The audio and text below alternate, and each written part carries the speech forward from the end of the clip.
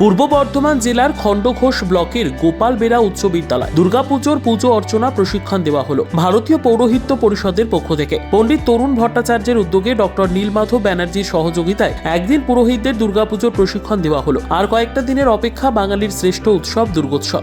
এই দুর্গোৎসবের প্রাক পূর্বে বাঁকুড়া, বর্ধমান থেকে শুরু করে এবং নানা জেলার পুরোহিতদের ভারতীয় পৌরোহিত্য পরিষদের পক্ষ থেকে দুর্গাপুজোর প্রশিক্ষণ দেওয়া হয়। এই প্রশিক্ষণের আগে মঙ্গলাঘট স্থাপন করা হয়, প্রদীপ প্রজ্বলন করা হয়।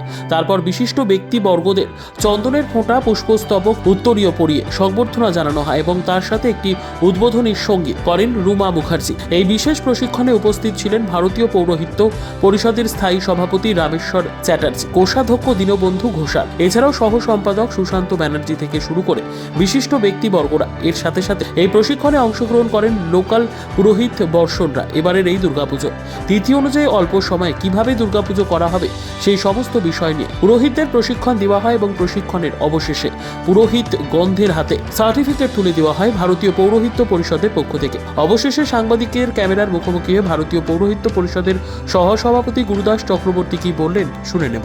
ভারতীয় পৌরোহিত্য পরিষদের পক্ষ থেকে এলাকার পুরোহিতদের জন্য আমরা একদিনের দুর্গাপূজা প্রশিক্ষণ শিবির আমরা উপস্থিত হয়েছি এবং সেই প্রশিক্ষণ শিবিরে প্রশিক্ষণ চলছে।